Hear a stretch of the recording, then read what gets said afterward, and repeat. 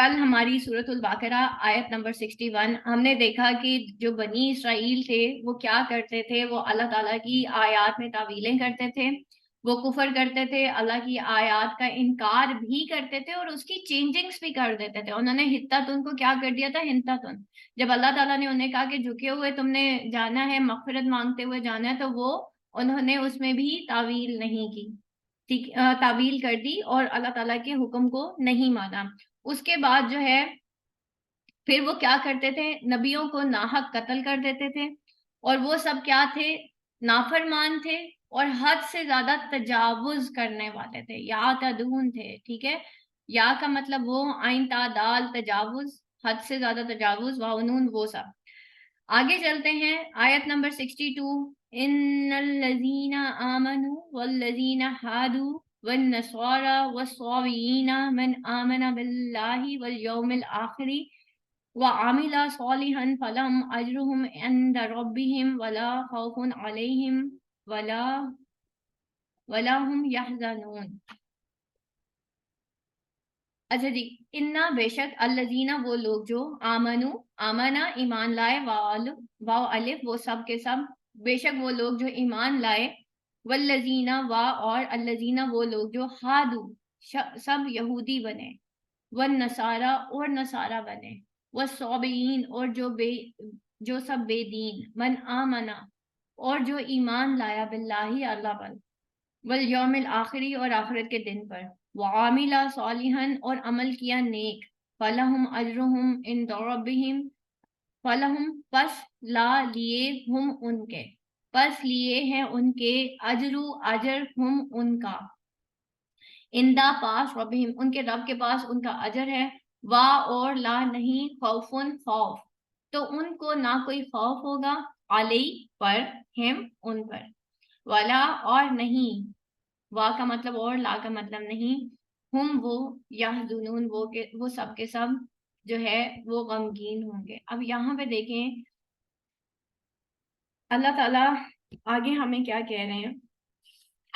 اللہ تعالیٰ دیکھیں یہاں پہ ایک بہت امپورٹنٹ پوائنٹ آ گیا کہ اللہ تعالیٰ کہتے ہیں بے شک وہ لوگ جو سب کے سب ایمان لائے اور وہ لوگ جو سب یہودی بنے، یعنی کہ اللہ تعالیٰ سٹارٹنگ سے لے کے اب انسان کو بتا رہے ہیں کہ جو یہودی تھے ان کے کیا کانسیپٹس تھے، وہ نصارہ تھے، وہ صابئین یعنی کہ صابی تھے یا بے دین تھے، لیکن ان میں سے کون جو اللہ پر ایمان لایا اور آخرت پر ایمان لایا اور جو نیک عمل کرے گا، ان کا اجر جو ہے وہ ان کے رب کے پاس ہے۔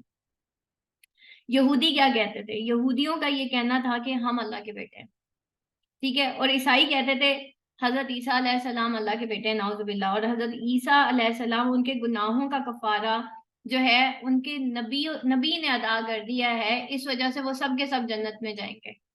ہم مسلمان کیا کہتے ہیں؟ ہم مسلمان کہتے ہیں اللہ بخشنے والا ہے، ہم کیونکہ نبی پاک صلی اللہ علیہ وسلم کے امتی ہیں، نبی پاک صلی اللہ علیہ وسلم اللہ کے آخری نبی تھے، انہوں نے ہمارے لیے بہت زیادہ بخشش کی دعائیں کر دی ہیں، اینڈ پہ جا کے ہماری معافی ہو جاتی، اس لیے ہم پھر نہ دین سیکھتے ہیں، نہ ہمیں اللہ کا پتہ ہے، نہ ہمیں یہ پتہ ہے، بس انہی چیزوں پہ، انہی مفروضوں پہ ہم اپنی زندگی گزارتے ہیں۔ اللہ تعالیٰ نے کہا کہ نہیں، بے شک وہ لوگ جو ایمان لائے، ٹھیک ہے، اور پھر انہوں نے کیا، وہ جو لوگ جو سب یہودی بنے، چاہے وہ یہودی ہیں، یعنی کہ اللہ تعالیٰ شروع سے سٹارٹنگ سے لے رہے ہیں، بنی اسرائیل کو پن پوائنٹ کر رہے ہیں۔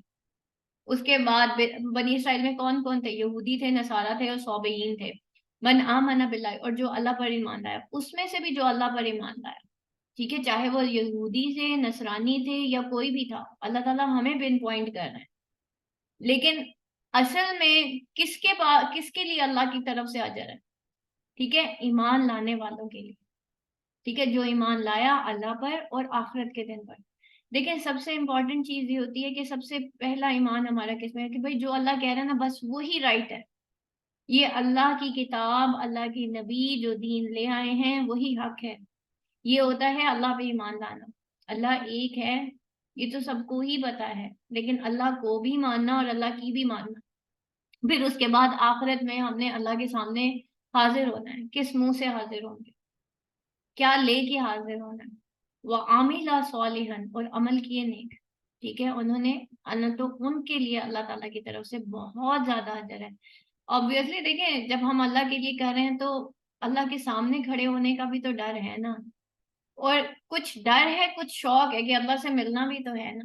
جس رب کے لیے ہم اتنے کام کر رہے ہیں تو دیکھیں، میں آپ کو صحیح بتاؤں قرآن پڑھنے سے پہلے مجھے یہ فیلنگز نہیں آتی تھی کہ میں نے اللہ کے سامنے حاضر ہونا ہے.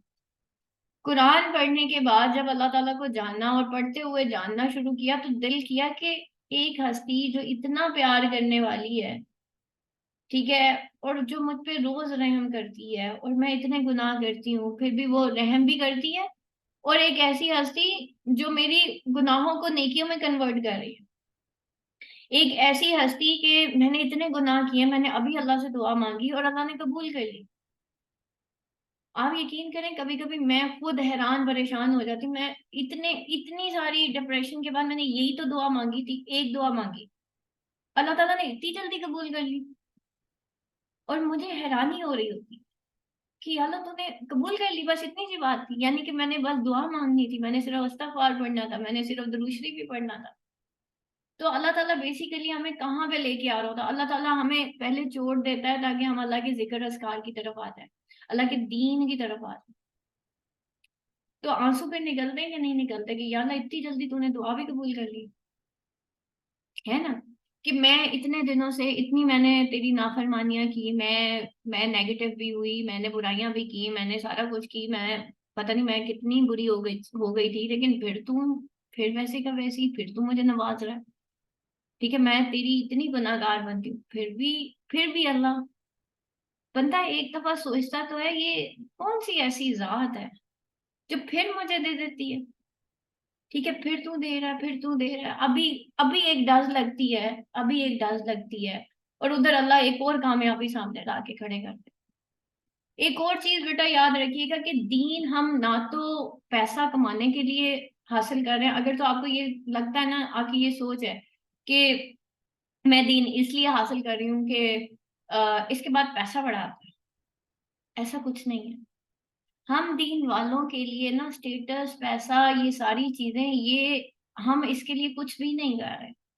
رزق کا وعدہ اللہ نے کیا ہوا ہے، وہ تھوڑا دے وہ زیادہ دے، ہم اللہ کو کچھ کہہ نہیں. مانگ لیں، میں یہ نہیں کہتی کہ مت مانگے. وہ بھی دیکھیں جو کامیابیاں ہیں کس کا دل نہیں کرتا کہ وہ دنیاوی لحاظ سے بھی کامیاب مانگے. اللہ نے تو نہیں کہا نا، اللہ تعالیٰ خود کہتا ہے نا ربنا آتنا فی الدنیا حسنۃ وفی الآخرۃ حسنۃ وقنا عذاب النار. اللہ نے ہمیں دنیا مانگنے سے منع نہیں کیا ہوا، ٹھیک ہے، لیکن ساتھ اللہ نے کہا پھر آخرت بھی مانگ. تو اللہ دنیا دیتا ہے لیکن اس کے لیے اللہ کے راستے پہ چلنا پڑے گا. لیکن ایک چیز ہے، چلیں اللہ نے دنیا نہ بھی دی، کیا فرق پڑتا ہے اگر ہمیں آخرت مل گئی، اللہ مل گیا، وہ ایک ایسی ہستی مل گئی. اگر یہ والی فیلنگز آتی ہیں تو اللہ تعالیٰ سے ہم یہ دعا کیوں نہ کریں گے یا اللہ ہمیں بے نیاز کر دے. یہ جو آپ کو سامنے ایک آیت نظر آ رہی ہے کہ ان کا اجر ان کے رب کے پاس ہے. دیکھیں ہمیں جو اذیت ہوتی ہے نا، یہاں تک کہ آپ کے بیگ میں چابی گم ہو گئی ہے اور آپ اس کو ڈھونڈ رہے ہو، آپ کی کوئی چیز گم ہو گئی آپ اس کو ڈھونڈ رہے ہو، آپ کو ایک اذیت ہو رہی ہے، حالانکہ چابی بھی آپ کی، گاڑی بھی آپ کی، چابی گم بھی آپ ہی کی وجہ سے ہوئی، لیکن آپ کو جو اذیت مل رہی ہے اس چابی کی وجہ سے، ایک بے جان چیز کی وجہ سے، اللہ نے اس پہ بھی اجر رکھا ہے. اور ہم دنیا کی چھوٹی چھوٹی چیزوں کو روتے ہیں، ٹھیک ہے، ہم ہر چیز کو روتے ہیں، مجھے اس کی وجہ سے یہ ہو گیا، اس کی وجہ سے یہ ہو گیا، اس نے میرا یہ نقصان کر دیا، اس نے میرا وہ نقصان کر دیا. اللہ تعالیٰ کہہ رہے ہیں کہ میرے پاس ہے اجر بھائی، تمہارا کوئی بھی کتنا نقصان کر دے اجر تو میں نہیں تمہیں دے. اچھا اب دل کی جب یہ کیفیت ہوتی ہے پھر ہماری کیا کیفیت ہو جاتی ہے؟ کیا ہمیں پھر کوئی خوف رہے گا؟ کیا کوئی غم رہے گا؟ اللہ تعالیٰ سے نا آج غنا مانگے، ٹھیک ہے، اللہ تعالیٰ سے مانگے یا اللہ مجھے نا غنی کر دے. غنی انسان کوئی بہت زیادہ پیسے والا نہیں ہوتا یا پیسہ بانٹنے والا نہیں ہوتا. غنی انسان جو ہوتا ہے نا دل کا غنا، وہ بہت زیادہ معاف کرنے والا ہوتا ہے. اس کو بادر ہی نہیں کرتے ایٹیٹیوڈز، اس کو بادر ہی نہیں کرتا کہ میرے پاس کیا آ گیا اور کیا چلا گیا. اس کو بادر ہی نہیں کرتا کہ میں کتنا کامیاب ہو گیا ہوں، اس کو بادر نہیں کرتا کہ میں کتنا ناکام ہو گیا ہوں. اس کو ایک ہی چیز بادر کرتی ہے میرا رب مجھ سے خوش ہے. ہم؟ یہ کیفیت کیا ہماری ہے؟ اس کو نہیں بادر کرتا کہ میرا میٹرس کیسا ہے، اس کو نہیں بادر کرتا کہ میری چادر کیسی ہے، وہ کون سے برانڈ کی ہے، اس کو کیا چیز بادر کر رہی ہے؟ میرا اللہ مجھ سے خوش ہے. آپ کو پتا ہے حضرت ابو بکر صدیق رضی اللہ عنہ جب اپنے گھر کا سارا سامان لے آئے تھے، اور کہتے ہیں انہوں نے نا اپنے جسم کے اوپر پتے باندھ دیے تھے، اور حضرت ابو بکر صدیق نے اس وقت اللہ تعالیٰ آسمان کی طرف نظر دوڑا کے کہا تھا یا اللہ اب تو خوش ہے. اچھا، ہماری ایسی کیفیت ہے کہ سب کچھ اللہ کے راستے میں لٹا دیں، ہم بھی بے نیاز ہو جائیں، ہمیں بھی پھر نہ کوئی خوف ہو نہ غم ہو. بے نیازی کی کیفیت ہوگی تو خوف اور غم سے نکلیں گے نا. خوف کس چیز کا ہے؟ کہیں میرا کوئی نقصان نہ کر دے. ہم کیوں یہ چیز نہیں مان لیتے کہ کوئی بھی شخص ہمارا نقصان نہیں کر سکتا جب تک کہ اللہ کا حکم نہ ہو؟ ہمیں پھر ڈر لگ رہا ہوتا ہے یہ بندہ مجھے پتا ہے یہ میرا نقصان پھر کر دے گا. پہلے سے گمان ہے، ابھی اس نے نقصان نہیں کیا، آپ ایک خوف کی کیفیت میں. میرے بچے کا کیا بنے گا، آپ ایک خوف کی کیفیت میں. جس رب نے دیا وہی سب کچھ کرے گا. جس کا توکل اللہ اور صرف اللہ ہوتا ہے نا، پھر اللہ ہی اس کے سارے کام سیدھے کرتا ہے. ٹھیک ہے، ہم اللہ تعالیٰ سے کیا مانگتے ہیں؟ ربنا اتمم لنا نورنا واغفر لنا انک علی کل شیء قدیر. کیا مانگتے ہیں؟ ہم اللہ تعالیٰ سے نا اللہ کا نور مانگتے ہیں. ربنا اتمم لنا نورنا، یا اللہ ہم پہ اپنا نور مکمل کر دیں. واغفر لنا، پھر ہم اللہ سے معافی بھی مانگتے ہیں، یا اللہ میں معاف کر دیں. تو ہر چیز پہ قادر ہے.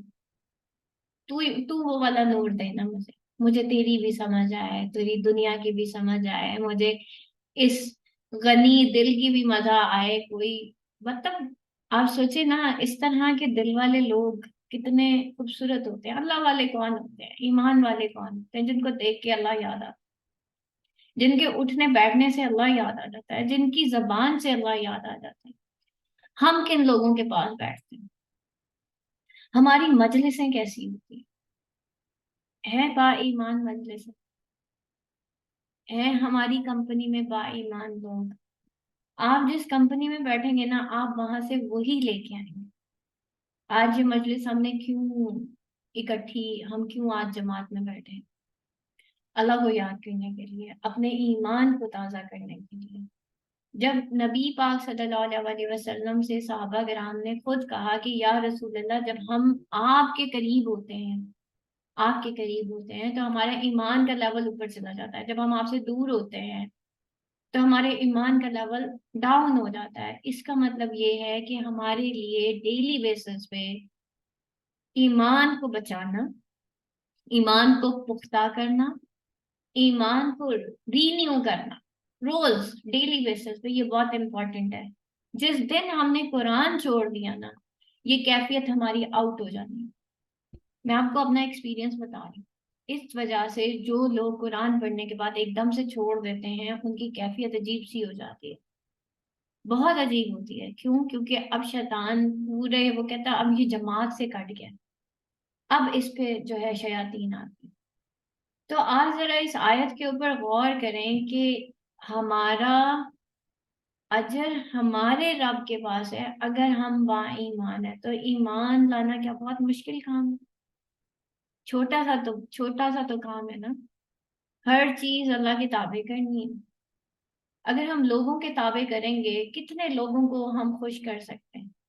اس سے بہتر نہیں ہے صرف ایک اللہ کو خوش کر لیں، تاکہ ہم اس خوف اور غم کی کیفیت سے آزاد ہو جائیں. غم کیا ہوتا ہے؟ جو ہمارے ساتھ پاس میں ہو چکا ہے، اس کا اجر بھی تو اللہ نے رکھا ہے نا. ٹھیک ہے، تو اب یہاں پہ دیکھیں کہ ہم ایمان لائے. ٹھیک ہے، اب ہم چاہے جو بھی ہیں، جیسے بھی ہیں، ہم جس فیملی سے تعلق رکھتے ہیں، جس فائنینشیل سٹیٹس سے تعلق رکھتے ہیں، اللہ کو یہ چیزیں بادر نہیں کرتی. اللہ تعالیٰ کو کیا چیز پیاری ہے؟ ہمارا ایمان. ایمان والوں کو نہ خوف ہوگا اور نہ غم ہوگا. تو آج کیا مانگنا ہے اللہ تعالیٰ سے؟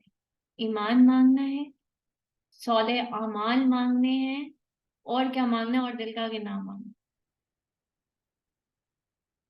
وآخر دعوانا ان الحمد للہ رب العالمین. سبحان ربک رب العزت عما یصفون وسلام علی المرسلین والحمد للہ رب العالمین.